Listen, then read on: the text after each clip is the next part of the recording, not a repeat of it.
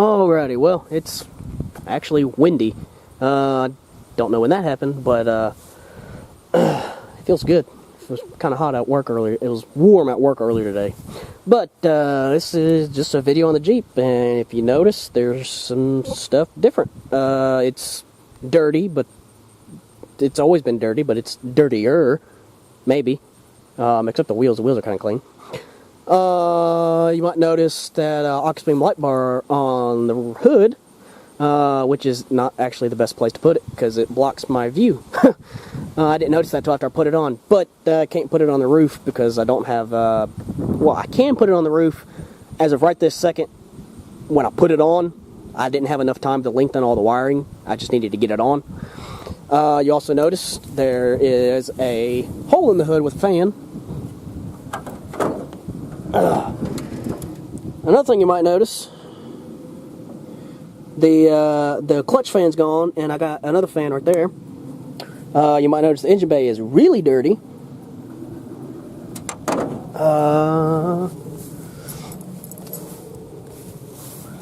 The radio's the same. I don't have anything, nothing really is done with the radio. You might notice I got a switch panel right there. A janky switch panel, but it is a switch panel. Got some USB stuff right there. The floor, you got some wires going through there. I had the floor cut out right there.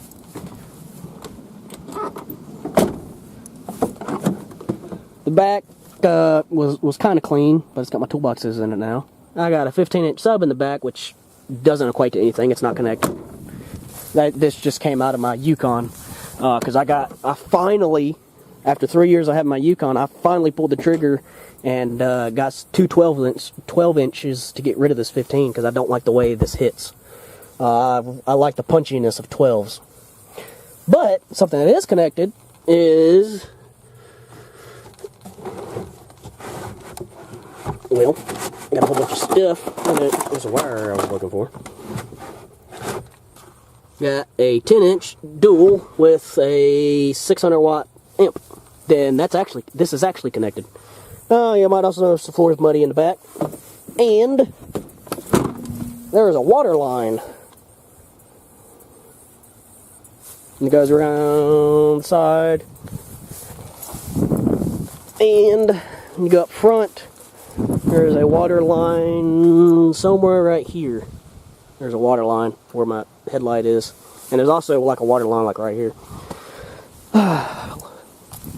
Last Sunday, a week ago, took the Jeep out for the first time. That wasn't in the Pines, which was way back there. It's 3 acres back that way. So, past the fourth partition of the yard, there's, we call it the Pines because it used to be all woods back there. We had four-wheeler trails and everything. Then somebody logged it, so it's a trail. I've got videos of my other Jeep going through the Pines. It's just open. It's the old trail that the trucks used to use to get the logs in and out. It's washed out and everything else. It's fun to drive in. But I actually took this to Sugar Creek, if anybody knows where that is. Just a local place. Both me and my buddy took his. My buddy that has basically the Twinkie of this, which is the 90 Rain-X. We spent that whole week up until last weekend. Last week. We spent the whole week, pretty much every day we went home. We were working on these things, getting ready to go out there. He was trying to fix an overheating problem, which he pretty much fixed. It's no problem at all. His was kind of running kind of rough. It's no problem at all. Mine, I still have that spitting and sputtering. I put the fuel pressure regulator. I put the fuel pressure gauge on it. Drove it until it got hot. That's the only time it does it. It only does it when it's warmed up to temperature, roughly 20-30 minutes after it's running. It only does it then. I checked it, and it seemed to do it, and when it was cutting out like that, fuel pressure went to like 20 or 10. No, excuse me, 10. Fuel pressure went all the way down to 10 or less. So I was like, okay, the fuel pump's bad. even though I just replaced it 3 months ago, or 5 months ago. I replaced it in March when I got the thing. I don't know how this wind's going to do. But, I replaced it. And, so I was like, okay, I'll replace it again. Well, I knew I hit my tank really hard one time when I was back in the pines. So the bottom of the tank's actually bent, so the new fuel pump actually wouldn't fit in exactly, so I had to kind of bend the new fuel pump to get it to fit. So this is going to need a new gas tank, and a new fuel pump when I get a new gas tank, and get a gas tank skid plate. Anyway, put a fuel pump in it, still having problems. I replaced the temperature sensor, and I went ahead and got a cap and rotor just because. Still doing it. So the night before, the Saturday night before, which was actually the Sunday morning of at 2 o'clock in the morning, me and my buddy went. He had to get a brake caliper because his brake caliper was sticking. So we took a trip down to the AutoZone downtown, which is 24 hours, and I went ahead and got pretty much all the other sensors. I got O2 sensor I replaced earlier when I did everything else. But so pretty much every sensor on there is new. The idle air control, the idle air control, I had to buy one of those because it wasn't, didn't have one. The TPS is new, O2 sensor is new, map sensor is new, temperature sensor, did I already say TPS? Fuel pressure regulator. You know, pretty much most of the sensors on the top are new. There is actually a intake air temperature sensor that I cannot get locally, or I can get it locally. It's got to be special ordered. I might order that online because it's cheap, but I doubt it's that. So pretty much every sensor is new besides the crank sensor and the cam sensor, and those are the two that I've been saving on doing because they're honestly the most expensive. Because I'm not going aftermarket on a crank sensor. These Jeeps do not take well to, any Jeeps don't take well to aftermarket crank sensors. Just period. Their aftermarket sucks because they're not tight enough tolerance. So I got to get a dealer one, which I don't remember, but I had to get one for my green Jeep. My green Jeep went out probably about 5 years ago. My crank sensor went out on that on the way home from the University of Memphis. So I bought one. I don't remember how much it was. It was $100, or it was close to $100, if not a little over $100. So the one on this is going to be, roughly the same, maybe $80. I just haven't bought it yet because it's basically the most expensive part, even though all the other sensors that I bought to put on it are, all those together are more than one of those. But I didn't, the week before I spent way too much money on this thing. But anyway, I got it running good enough to where we could take it out on the trails. Both me and him took them out. We only really rode for, honestly, a little over an hour, maybe 2 hours. Rode through all the trails, got to the top, and there's some big mud holes and stuff. I had a dash cam. The dash cam glitched and didn't record anything while I was up there, and it honestly makes me mad because those holes are really nice. They're fun. Plus the trails are actually pretty darn fun. Even with this thing cutting out, I bypassed the fuel pump ballast resistor. I bypassed it. So even when it gets hot, I can actually pretty much always rev through the first gear, and if I'm in full or low, I can go all the way into second gear. So when I bypass the fuel pump ballast resistor, I can actually get past $3,000 up until like second gear, maybe even third gear. It just depends. It sometimes still bucks and hesitates, but it usually catches itself. But it still does cut out in like second gear at about $4,000. Or maybe even third gear at $4,000, it cuts out. But it was still fun. But as I showed you those water lines. We went through a big hole up there. It's basically swallowed the whole front end. I'm surprised I didn't suck in any water. That's how I got the mud in the back. The back was actually full of water because the way it tilted into the mud hole.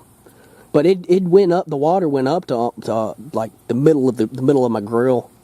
So when I had the driver's side down, when I went in the passenger side down, it went over the hood on the passenger side. But anyway, we went through the holes a couple times, played around at the top, and then decided it was time to go down. On the way down, my buddy stopped, and he's like, I think my alternator's going out, my radio and subs are cutting in and out, and I was like, oh, great. These things go surprisingly a long time with the alternator did. That one doesn't, because there's so many electronics in it. My green one, it didn't go much long at all last time. Well, actually, I say it went long. I drove a couple miles with my alternator dead before we got to the car wash, and it was completely dead and had to tow it home. His went down through the trail after we got all the way. We were pretty much at the top. We went all the way down to the main creek bed, drove through the creek bed, and it went for a good 5+ minutes, just barely chugging along. He had the gas pretty much, I don't know if he had it held to the floor, but he had the gas down, and it literally buck, and it did that for like a good 10 minutes when the battery was completely flat, and then it just finally wouldn't do anything else. My alternator at the time was still running, so we stopped for about an hour and a half or so, cooked burgers, because we brought meat and stuff to cook, well, cooked hot dogs. Got back in and was going to go back to the truck to get jumper cables, so I went back to the truck, dropped some people off so they could leave. I noticed my voltage wasn't very high. My alternator, sitting there non-running, decided the brushes wanted to stick, and so it didn't charge. So I ended up we said screw the jumper cables, and I pulled them all the way back to the truck. I still have, I think, 11 volts, 12 volts. I got like 11.5 volts still in my battery, so I can still start it up and do stuff. But I got to take my alternator off. I'm going to clean it. I'm not going to get a new one if I don't have to. But this fan is actually messing up. But these fans are about 15, 16, if not 17 years old. My dad bought them to put on his old four-wheeler. His four-wheeler that he has now is an 04, so it's at least, an 03 or an 02. He might have bought these fans in 2000. But this fan is, sometimes it needs a jump start. It's not the best. Then again, it also could have been because my battery was dying. My alternator was dying. But this fan still works, and the factory fan still works. What I'm probably going to do is get another factory fan, take that fan off, and put 2 factory fans on so I have better flow. But, but yeah, the fuel pressure regulator's new. The mass airflow sensor's new. The distributor cap. No, I didn't replace the distributor cap. The distributor cap's still red. So yeah, it was not the distributor cap, but it was the O2 sensor and the temperature sensor. But yeah, it's still doing that bucking and chucking and stuff. There's my bypass for the fuel tank balance resistor. 12 gauge wire, or 12 gauge wire with 2 spade connectors on it. It does make the fuel pump louder, quite a bit louder, but honestly I don't mind. There's the hole for the fan, and I got my sub wires and everything else running through there.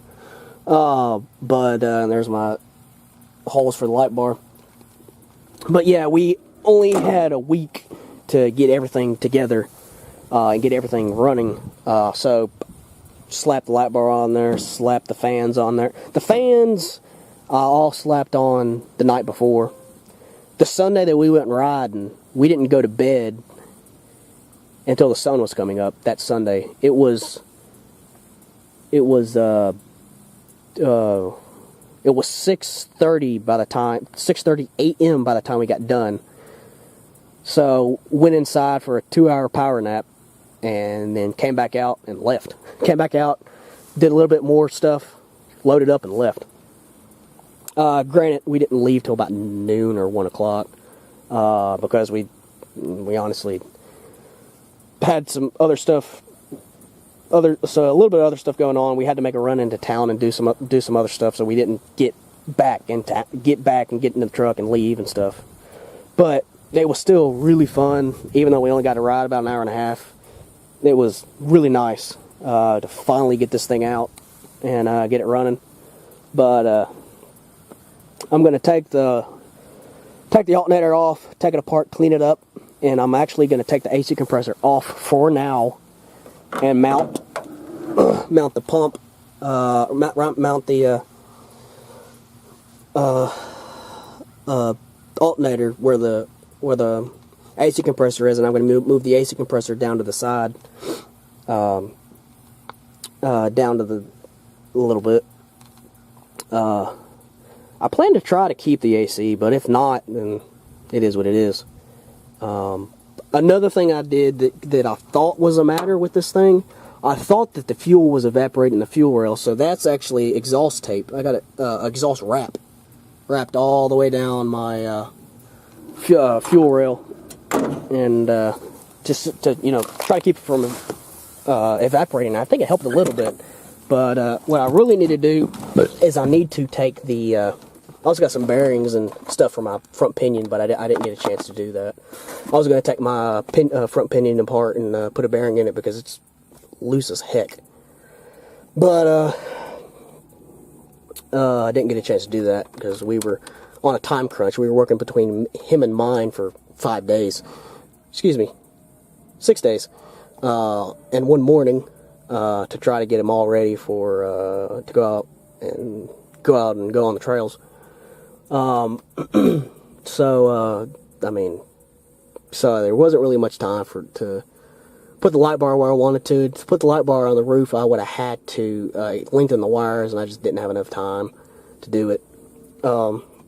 These switches, that one I think is my fans. That's the color change for the RGB controller, the manual button, and that's the light bar.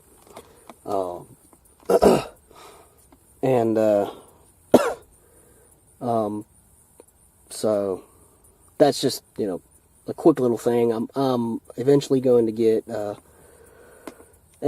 switch box. I found some switch boxes that are actually really cheap, and I'm going to mount a switch box right here. It's got six spots for things. I just did all this, this is just a trail vehicle. It's not pretty. It's not to look pretty. That's the reason I did that. This is actually a part of the trim that goes on the sides of my seats in my Yukon. This is the trim that's supposed to go on the side of the bench seat in the front to cover the metal framework of the seat. And honestly, I don't care. I don't mind seeing the metal. So this has been sitting in the garage, and I just I need to make a bracket. First, I cut a piece of metal, but then my half-inch drill bit went bad, so I was like, I'm just going to get plastic. It's fine. So I just drill it into the dash, because honestly, I care about this, but, I don't really care about the looks too much. This is another long video I'm rambling on, but I also put my,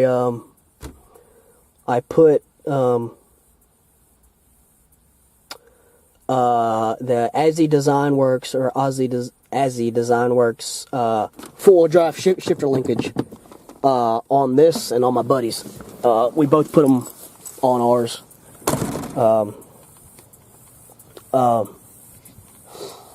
That gets rid of all that crap linkage that sucks.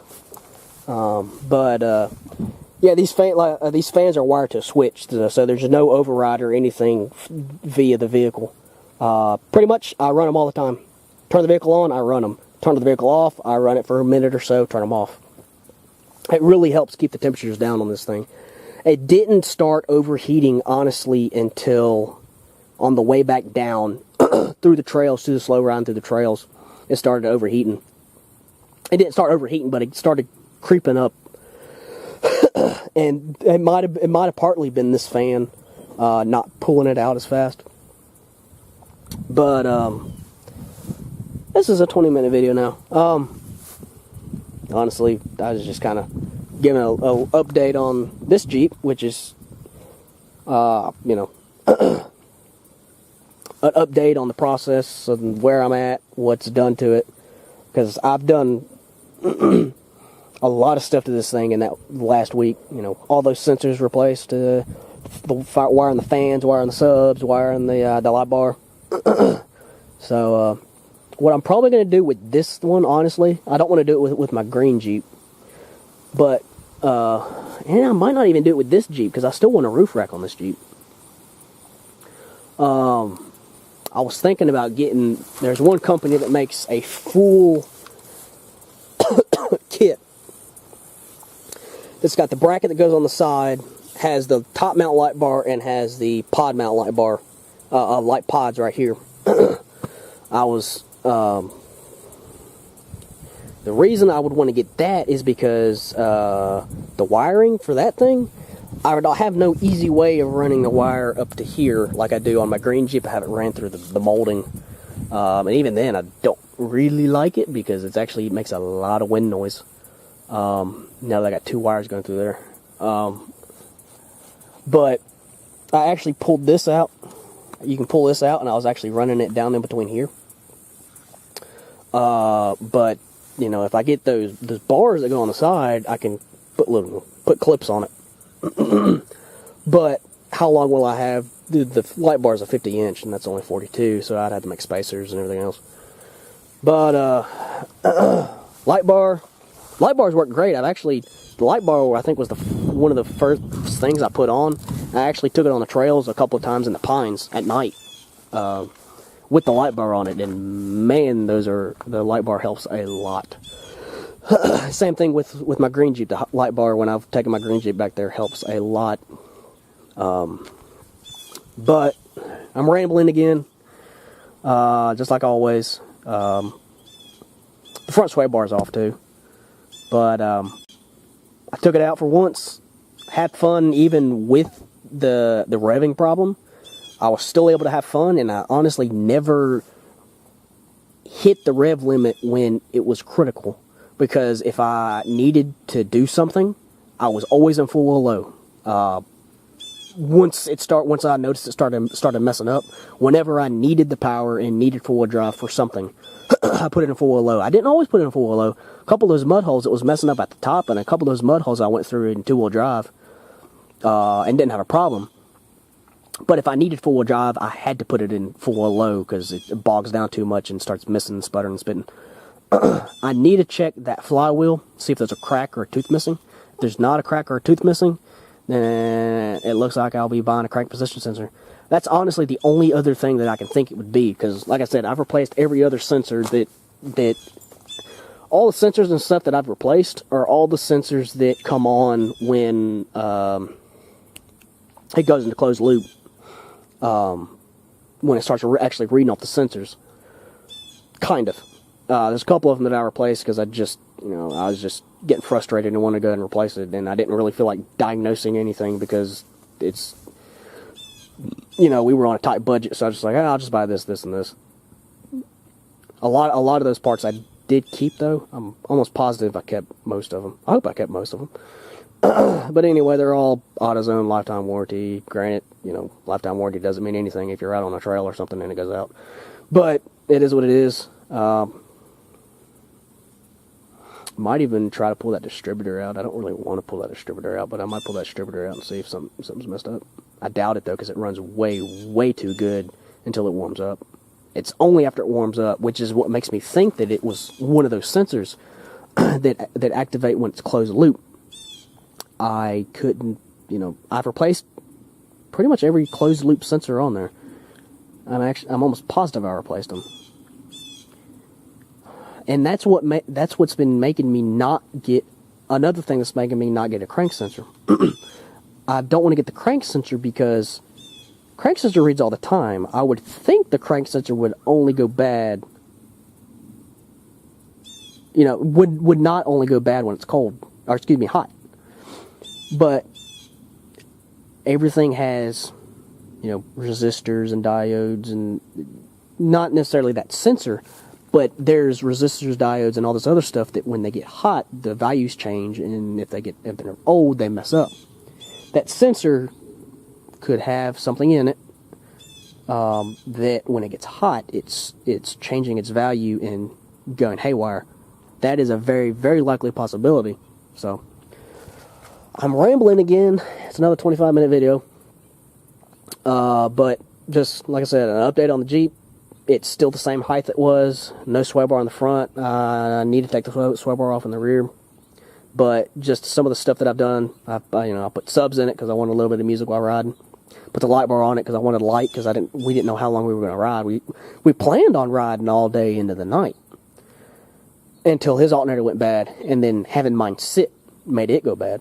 I'll probably do a video when I take the alternator off and clean it, and that should fix it, unless that alternator is just shot. But I put all those electric fans on there, and I changed all those sensors. Yeah. So talk to y'all later.